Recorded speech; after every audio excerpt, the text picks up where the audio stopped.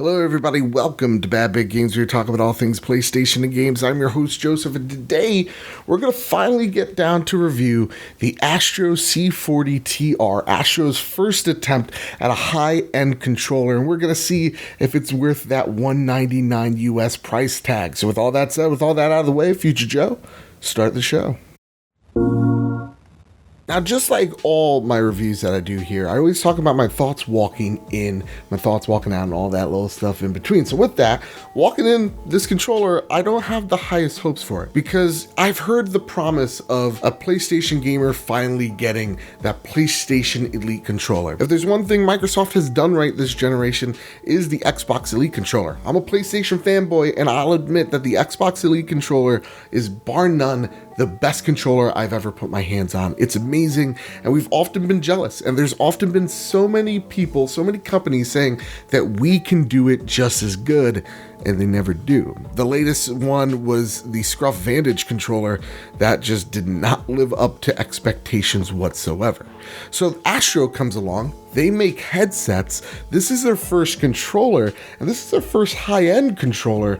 How does this thing match up? Because this is a modular controller, which means that you could take this thing apart like that. Through the magic of editing and this little tool, you're able to make the controller's layout the way you want it to. So if you're like me and you get a little nostalgic every now and again for that Xbox layout, you can have it like that. If you want it more like the typical PlayStation layout like you saw before, you can do that too. The tool layout for me walking in, I was very skeptical of because I did love the magnetism of the Xbox Elite controller, where everything just, bam, it's easy, it's simple, you literally drop it into place and it works like that. But to be honest, the benefit of the tool layout is that everything stays where it is. Sometimes when I'm playing on my Elite controller, I'm playing with the D-pad or one of the paddles, I press too hard, the magnetism fails, and then things just start flying around. Here, it's a lot more secure, and nothing's going to be moving around because you're screwing everything into place. Now, it takes a little bit longer, but as long as you keep the tool near you at all times, it's really not that big of a deal. So first and foremost, I like the tool layout. I think it's fine. But you might be saying, Joe, fine, tool layout, cool, right? How's the build quality? I'm spending $199 on this controller. I will tell you this, when I held the Vantage for the first time, I was very unimpressed. And I know I sound like I'm shitting on that controller a lot. That's because I am. This controller, Astro's first attempt, feels really damn great. It feels solid. It is heavy. It's a heavy controller, but weight never really mattered to me. I don't want something to feel too light like the PlayStation 3 controller, and I've never felt a controller that was like, wow, this is way too heavy to hold. I never felt cumbersome by a controller. So it feels pretty heavy. It feels as heavy as a Xbox Elite controller, so it feels sturdy. It feels like if I toss this across the room for God knows what reason, it's gonna survive the impact. It feels premium, and that's really important when you're spending $199 on something. You want it to feel good. Now, the other thing, the functionality of this controller is not just the modular layout, but it's also the two buttons back here in the back, your paddle buttons. As you can see, your middle fingers rest against this thing right here. And for me, I was nervous about that because I grip the controller for dear life, especially in tense situations.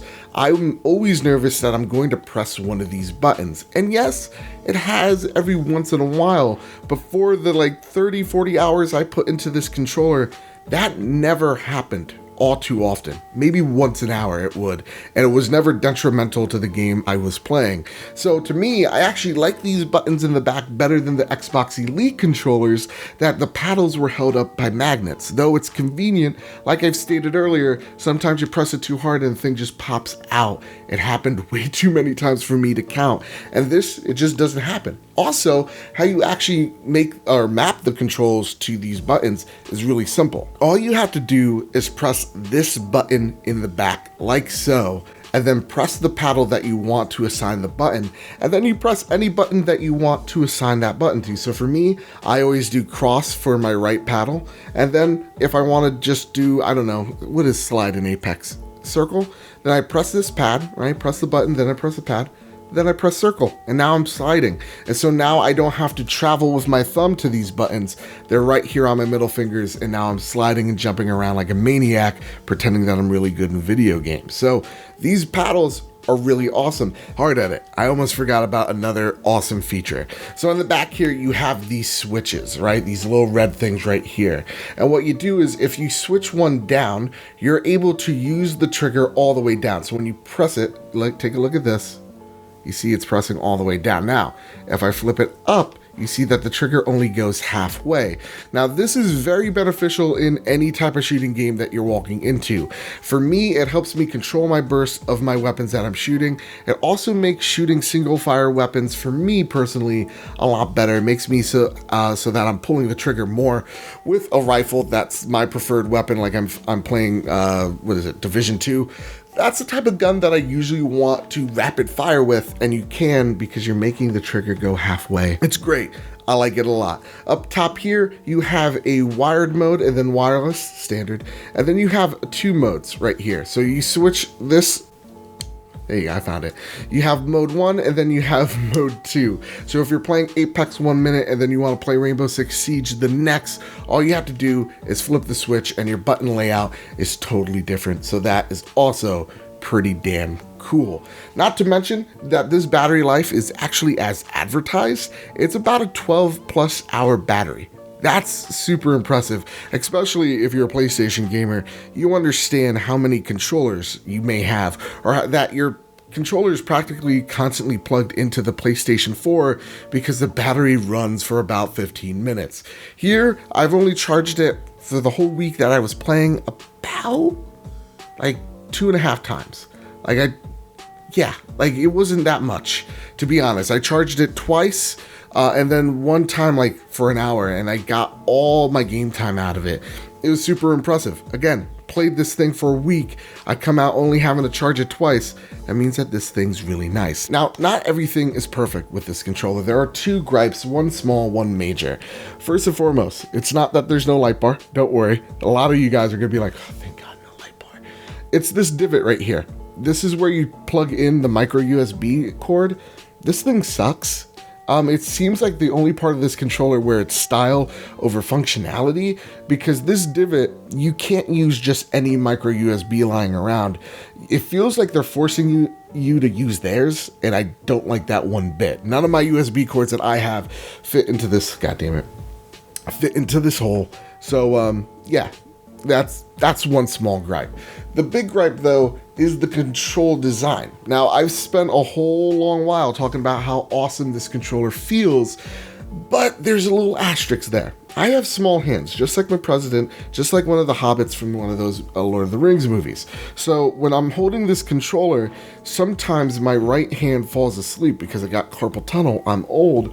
I feel like my thumb is doing a little bit more work than it should by reaching around this analog stick. So for me, I've spent more times just trying to shake the rust off out of my hand than running into accidentally pressing these buttons. So if you have smaller hands, be true to yourself and go over to a Best Buy or somewhere that has a demo of this controller to hold it first before you make this big purchase.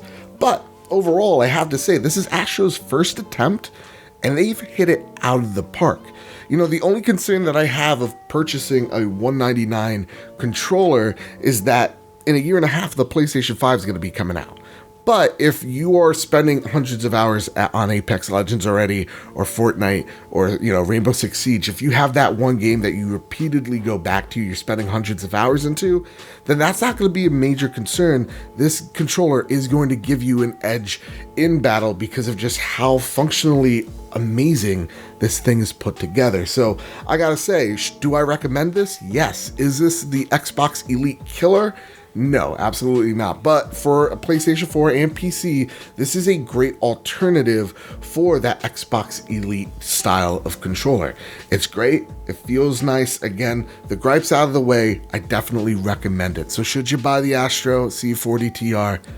Absolutely. Now, if you like this review, you like PlayStation news, you like PlayStation top fives, we have a PlayStation podcast that premieres each and every Thursday called The Trophy Room, podcast made by the players for the players. And please hit like, share, subscribe. It helps me out, shows me that you care, builds this big, beautiful family that I call home. Ring that bell for notifications because it's YouTube. And with all that said, with all that out of the way, everybody keep your wits about you. Have a nice one.